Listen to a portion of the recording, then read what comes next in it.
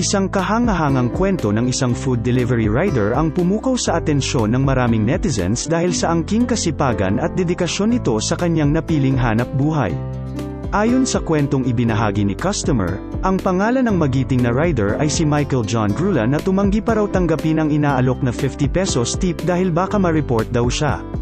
Narito ang buong pangyayari, isinapubliko ng Facebook page na Soul Eater MNL. Share ko lang experience namin kanina. We ordered around 5:50 PM sa Foodpanda. Accepted at paid na yung order that time, through GCash. Then after placing the order, biglang umulan ng malakas.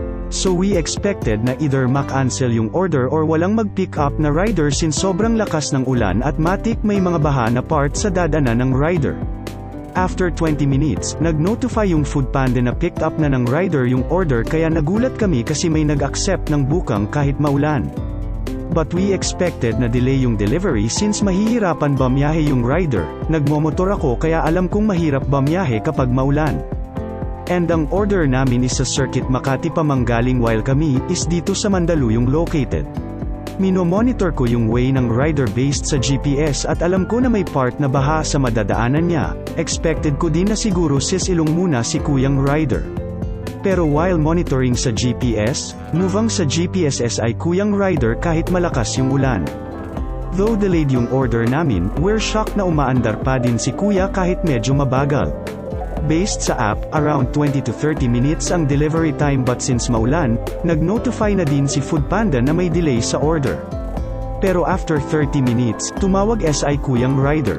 Nasa Mandaluyong High School na siya, which is tama yung location niya based sa GPS. Narito naman ang naging pag-uusap ni Michael John at ng kanyang customer, convo with Kuyang Rider. Sabi ni Kuyang Rider, "Sir, sorry mad-ilay lang yung order nyo kasi baha na po dito sa Boni, Aglipay. Andito ako sa Mandaluyong High School banda." Ako, "Sige kuya, okay lang, pat-island na lang muna ng ulan, since di ka rin makakabiyahe dito kasi may baha." "Rider, pa-wait na lang ako sir, lalakarin ko na lang papunta dyan kasi baka malulubog sa baha yung motor." Nagulat kami ng wife ko kasi saan niya iiwan yung motor at bakit maglalakad pa siya. Sabi ko, "Legit ba kuya maglalakad kayo? Bahayang madadaanan nyo, okay lang naman kahit delay." Sabi niya, "Yes sir, naglalakad na po ako dito sa Boni. Lagpas tuhod lang yung baha. PAHINTAY na lang PO." Sa isip-isip ko, seryoso ba si kuya? Kasi umuulan pa din that time at may kulog at kidlat pa. Pero kasi kita sa app na andan siya sa part na may baha na. What I did is, sinalubong ko na si kuya kasi mahirap yang ginawa niya. Sa part na may baha, nasa 200 meters yun papunta dito sa amin at lagpas tuhod yun. Sobrang solid nito ni kuya kasi para sa 49 pesos na delivery fee. Naisip niya pa din yung service sa customer kahit maglakad sa baha. Foodpanda, kasama ba to sa training nyo sa mga rider? Pagkamit ko kay kuya, siya pa nag-sorry sakin kasi delayed daw yung delivery at yung food is late na. Surprised lang kami ng wife ko kasi sobrang bait naman ng rider. Sabi ko na lang, "Kami nga kuya dapat mag-sorry kasi hindi na-cancel yung order namin."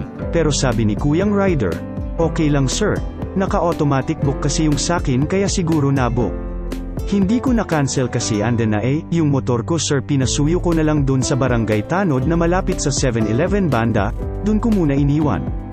What surprised us even more is ayaw niya tanggapin yung tip namin, 50 pesos lang dala ko, even yung isang order ng food binibigay ko na sa kanya is ayaw niya din. Kasi baka daw ma-report siya na humihingi ng tip. Pero I insist kasi sa service niya kung tutuusin kulang pa yun Sobrang nakakatuwa lang si kuya kasi habang nag-uusap kami iniisip niya pa din na food daw namin yun at nakakahiya tumanggap ng tip. Pagka-uwi, na-realize ko na swerte pa din pala ako kasi hindi ko need gawin yung ginawa ni kuya para sa delivery fee at service. Nakakatuwa lang din na may mga ganitong rider pa din talaga na mahal yung trabaho nila at walang hinihingi na kapalit. Minsan kasi kapag yung gusto natin sa buhay hindi natutupad, naiisip natin na para saan tayo nagsasacrifice.